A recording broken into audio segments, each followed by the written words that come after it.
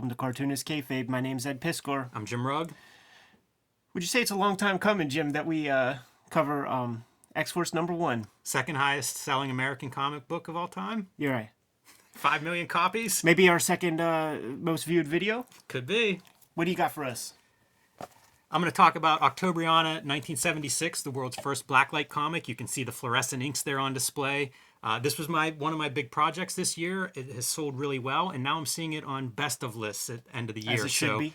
If you guys are looking for something different and unique in your comic, I highly recommend this book. No other comics have this kind of printing. And there's 3 versions of it. You know, it kind of grew as the project went on. It gained a life of its own. So I have a black and white newsprint edition, kind of like the 80s homage. You can see it's even printed with a web press, very authentic. And then a retro color edition, as if it were actually produced in 1976 using their color technologies at the time. Yeah, that's smart, man. And they have sold well. So if you want one, grab it soon. Patreon.com/EdPiskor is where I'm serializing my Red Room comic, man. This might be a cover image. Very pretty. Stay tuned on that. The print edition's going to be happening in this new year, but if you want that jump and you want to support the project, man, $3 will get you the complete archive. There are 2 strips up there completely. I put up new strips every Tuesday. Also, the Ed Piskor Studio Edition and the X-Men Grand Design Omnibus are out there in the wild, but they're going fast, man. The X-Force issue 1 by Rob Liefeld and perhaps the luckiest man in comics, Kayfabe Nicieze. Get those royalty checks, man, for doing not too much. What'd you say, 5.6 mil? Yeah, huge book. And, you know, we've talked to Rob Liefeld on his channel, and he talked about taking New Mutants and going from, bottom of the barrel to 5 million copies sold of X-Force #1. It's an incredible story. I was there, I was reading these at the time monthly. This is right off the newsstand, baby, because we don't fake the funk here at Cartoonist Kayfabe, man. This was my most anticipated comic. I wanted this way more than I cared about the Jim Lee X-Men book or anything else. New Mutants was just my favorite book at the time. And so whenever this was coming out, this is what I was looking forward to. Certainly some gimmicks and how this was sold, polybagged with trading cards. Do you remember the trading card that you got with yours? I only got Sunspot and Gideon. I had all 5. So yeah, like I said, very anticipated. Possibly the beginning of me being disappointed, by the way. So, we'll go through this book now and kind of look at those highs and lows. But one thing I point out on this cover, this is Rob Liefeld inking himself. Obviously had time to really put energy into this. A huge, huge launch book for Marvel. So in a lot of ways, you're getting the best of Rob Liefeld, I think. And the peak of that first phase of what Rob Liefeld style-wise was about, which is my favorite phase. I love seeing him ink himself, and there's such an energy in his inking. Yeah. Going back and looking at this again, I haven't looked at this book in a long time. That was what struck me, was like the energy of this style, of this issue, of just what he was doing at the time. I think a lot of that gets lost over time. Yeah, he starts to refine his process in a lot of ways. He shares his process online and showed thumbnails and stuff. And when you see, because there's a lot of like odd ticks here that I just loved. Yes. But you can't defend them or really explain them. But knowing that he thumbnailed the stuff small, blew it up big, inked it, I think we see some instances where when he drew it small, like he kind of like traced those small lines without more refinement. I think you see that in these weird hands. I think you see that in the very far apart hatch marks that at a certain point you can't call it hatching any longer, right? Very true. I really love, like, when we talk about the best of Rob Liefeld, it really is like 10 issues of like, it's in between New Mutants. It's the first like 4 issues of Youngblood, and that's the primo stuff, man.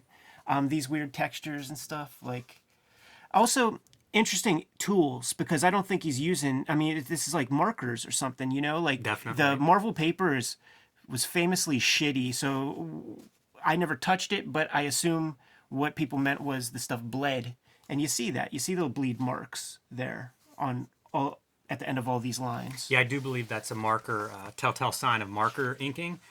The other thing that he does at this stage, it's cartooning. Like you'll see this cartooning quality, which I think he has phased out over time to be a little bit more consistent, anatomically consistent, for lack of a better description. But you'll see it on display here, and you'll see it in characters like Boom Boom, in several of these characters, where it is cartooning. It's exaggeration. It's kind of silly at times. It creates dynamic energy. I like that quality. I like the cartoony part. I'm gonna have to cut promos on Kayfabe a couple of times throughout here because it's like you had one job, right? Like Rob is plotting the thing, Rob is drawing the thing, and you just have to kind of make it work and do what you can with it. And you have a lot of choices. There's a lot of words in the English language that one can use, and we're gonna point out some funny ones. Probably even in panel 1, 7 silent figures stand motionless, brooding along their thoughts. I see 3. Yeah, one of the things that got tagged right away with this book when it came out is I think there are lifts from George Perez from Teen Titans in some of these early pages, including this splash, double page splash. So that was one of the first knocks I heard about this book.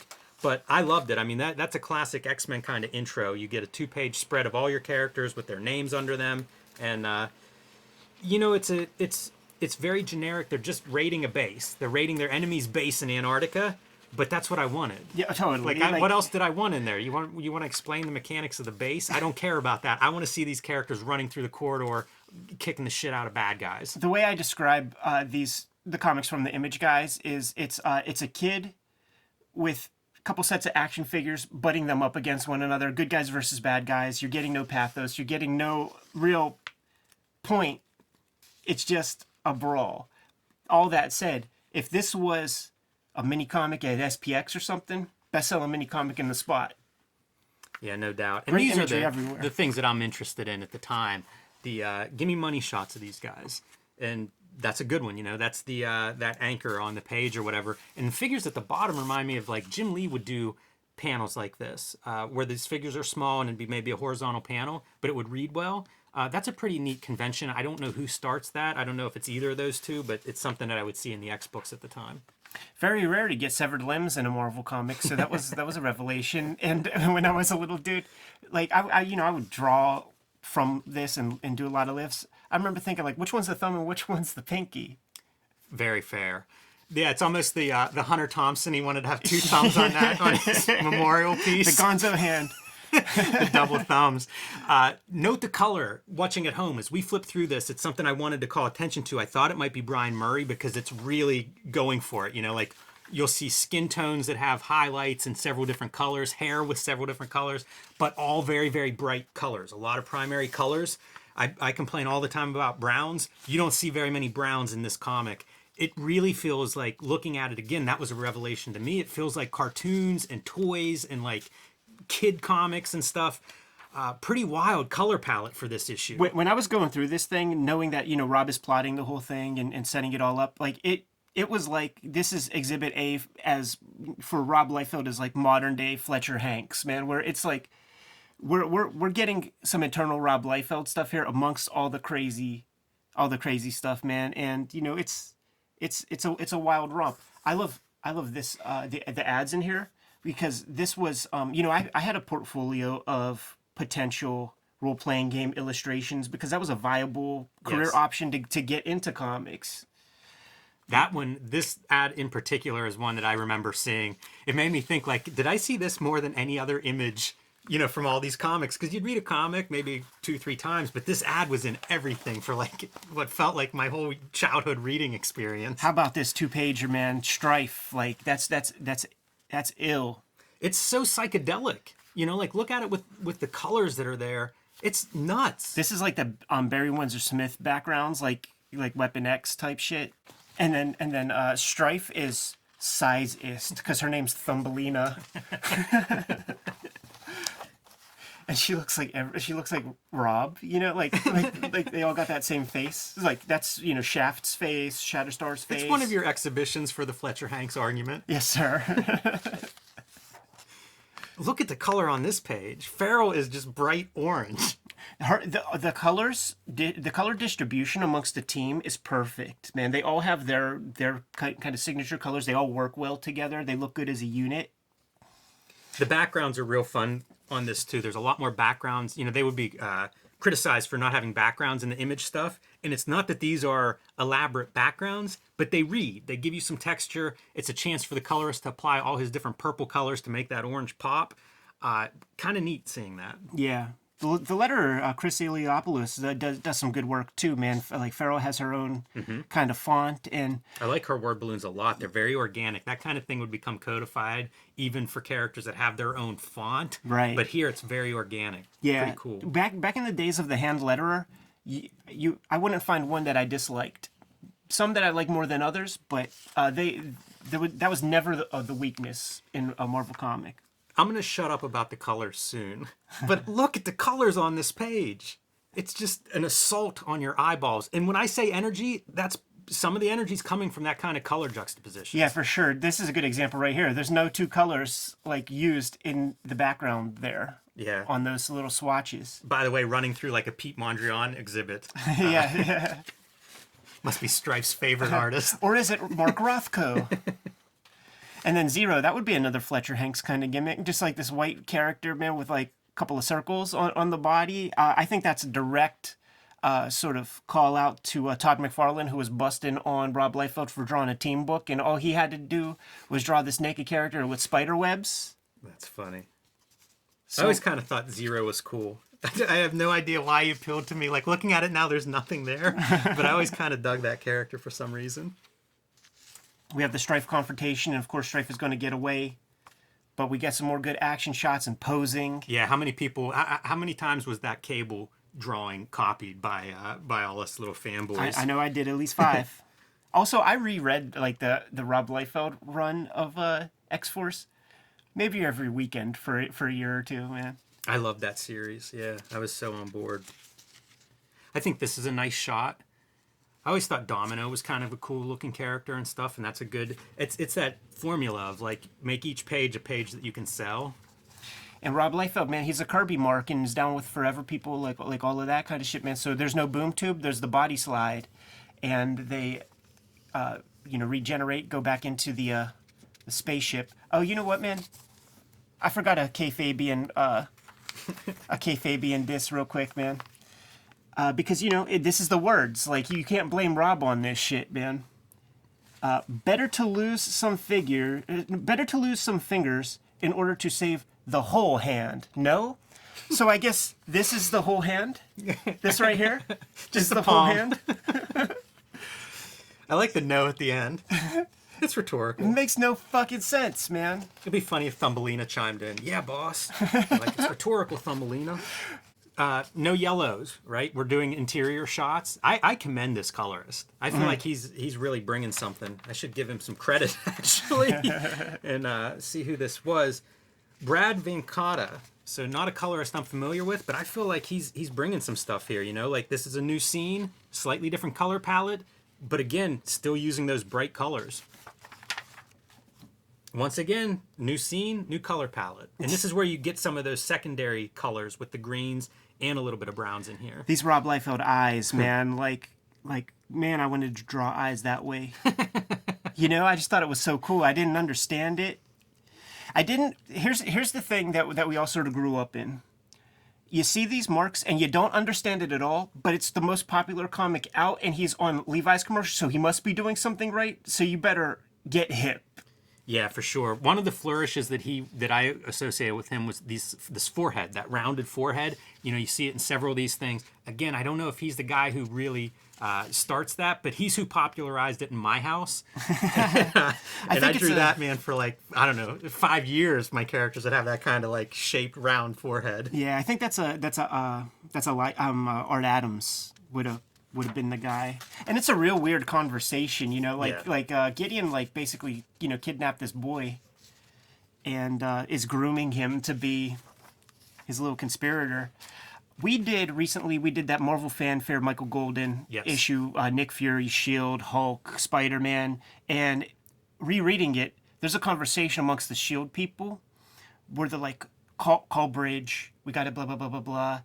And in phone conversations with Rob Liefeld, we were talking about this era, and I was talking about, just about the writing of this stuff and creating the characters. And he said that, when they were putting this issue together, Fabian hits him up and is like, can we call him GW Bridge? And Liefeld's like, whatever.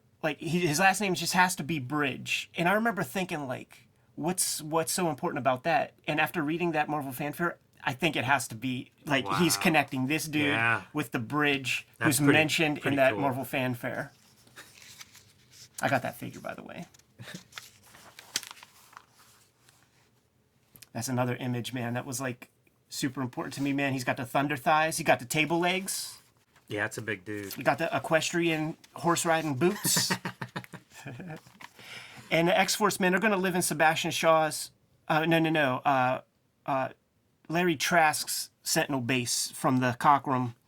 From the Neil Adams X-Men comics, man. These 4 panels of the... to show, like, all the digs are the funniest things ever. Because it's the perfect, like, boy drawings when you read Marvel Comics... How to Draw Comics the Marvel Way, and you see establishing shot. So you get, like, a corner of the floor with, like, just a little bit of desk or something. This one is passable. That's a clear, like... It's passable. That's a clear, like, war room or something like that. But then it's like, what the F? You know what I'm saying? And then this, it's like... I don't think I even knew what I was looking at when I was little, but that's a barracks. That's summer camp. Yeah, exactly. That's... By the way, X is in the background, meant to be filled in black, right? You're right, man. That's goddamn right, dude. That's awesome. Robert Napton, you should have... Merritt Michaels, man, where were you with the Sharpie? Following along behind, you got to fill in those blacks. We're going to add some mystery to Cable's origin, man, when we bring up this character, Tyler. And you know what, man, just sort of knowing Rob and sort of like his formula, like you see that hair right there? I bet you he worked on this long enough, man. It would turn out to be, Wolverine's dad or somebody. That's good. Also, in the coloring terms, it's like, this is a flashback. Let's indicate this somehow. I know. Super bright yellow. Nobody's going to mistake that for the rest of the setting. How about that pose? Yeah, that's a funny one. It's like he's sitting on a log. It makes no sense either. That the one guy's like in tights, like out running. You know, it's like a tank top. He's working out. The other dude's armed to the teeth and pointing like they're running into battle. Something doesn't add up. Good cannonball, though. Yes. A little pose, man. Another one of those anchor pages, right? Yes, sir. Give us a good figure shot. And look, man, Rob was planning for the spread. It's a good spread.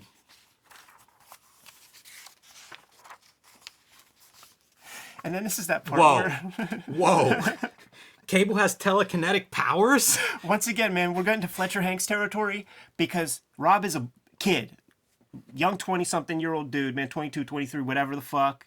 And that seems like a perfect, like, childish thing to, when you're creating your superhero. And then my guy can fly. And then my guy can lift a building. And then my guy can make power tools float. But it's very important that the rest of X-Force doesn't see that. For some reason. Secrets, man. Secrets.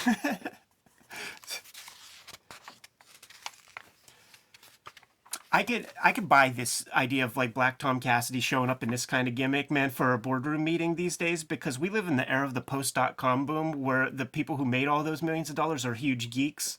And I could see them rocking like goofy outfits and stuff. Like I could see Elon Musk cosplaying to the boardroom meeting. I could see Elon Musk doing that. All right, I'll give you that. I'm not going to argue about his costume there, but I will ask you, how tall is he and how tall is she? Oh yeah. She's Thumbelina's big sister. They kind of look the same. It's funny because you go from this shot to like they're almost the same height. Yeah. Gideon is a super weird character. People don't, whenever they want to pile on Rob Liefeld, they lose an opportunity by not really taking Gideon apart. Because that's a weird looking dude, man. For sure. You know what it is? Like, upon rereading this shit, he's Professor X with a ponytail. And a skullet. A wicked skullet. Like, Yeah. I'd like to see that ponytail down and give me a full 360 turn, Gideon. Let me get a good look at what's happening on that head. It's always an opportunity to have that shit just like flowing in the wind like Fabio's hair on those romance covers. That's another one. I drew the shit out of that for 3 or 4 years. Everybody had some kind of ridiculous ponytail. And then it ends with the debrief, man, between G.W. Bridge, Nick Fury. Look at that well-traced helicopter right there. Good reference. And you know what? Good morgue files. The inks on that, Rob didn't touch this.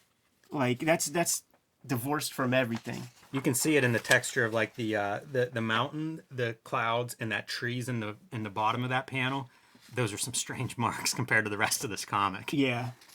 That's like a chisel tip marker putting those things down. This is another image that I stared at so Yes. much. The incongruous arm lengths, the super tiny, like, little... you know what? Maybe this is what Strife meant about saving the whole hand.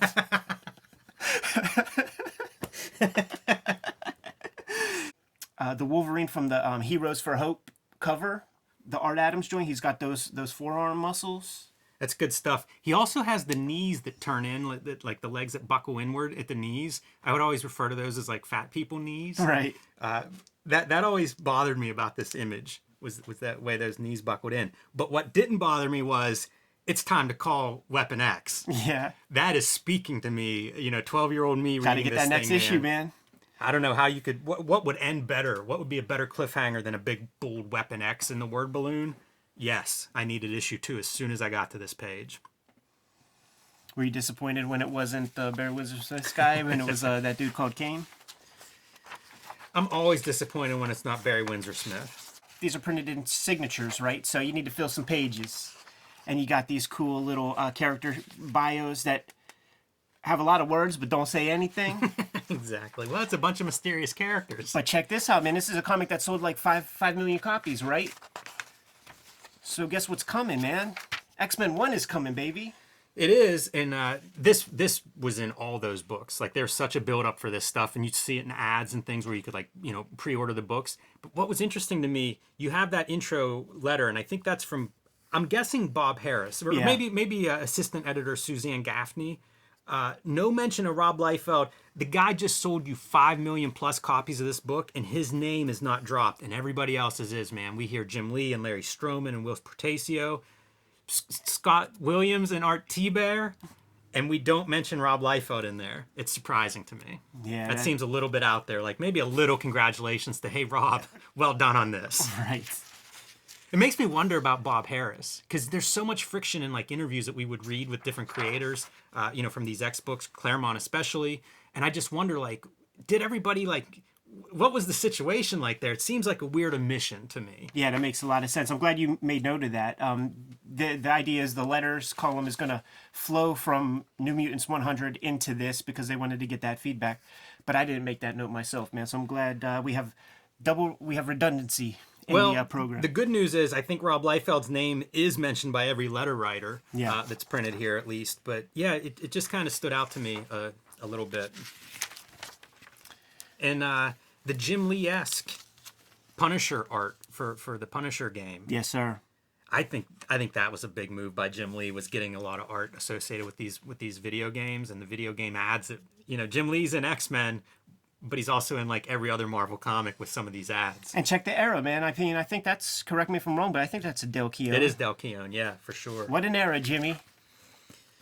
I was on board, man. This was mow lawns and then take the money right over to where I'd buy comics. That's just goddamn filthy right. dirty, but in there buying comics. School lunch was $1. This comic was $1.50, but the subsequent ones are $1, man. So I was able to get one whenever the fresh ones came out. And they printed enough of them that when you go to the Rite Aid, you're going to be able to get a copy. Yeah, it's certainly a time capsule, and it does disappoint me to look at it and think, like, this is what Rob Liefeld was doing at the time, and then I drift away. As he becomes tighter, as he gets an inker, as he basically becomes a better draftsman, I think the art loses some of that quality that really attracted me to it. Sure. But it's on display in this issue pretty well. Yeah. And you can find this issue. There's enough for everybody to have a copy. Yes, if sir. you're interested. Or 2, or 5 in Jim's case. Yes. Let's get out of here, Jimmy. Kayfabers, like, follow, subscribe to the YouTube channel. Hit the bell. We'll notify you when new vids are available. What you got in stores? Octobriana 1976, world's first blacklight comic. Street Angel, Deadliest Girl Alive. Skateboarding Ninja. And the Plain Janes, a guerrilla art team. Patreon.com/Ed Piskor. Red Room is being serialized up there now. $3 to get the archive. The Ed Piskor Studio Edition and the X-Men Grand Design Omnibus were my 2020 books out there in the wild, and they are going fast, man. The Omnibus is sold out, so if you see it, get it. You can subscribe to Cartoonist Kayfabe e-newsletter at the links below this video to keep up with everything that's going on. You can find Cartoonist Kayfabe t-shirts and merchandise at the links below this video. Give them one more set of marching orders, Jimmy. We'll be on our way. Read more comics.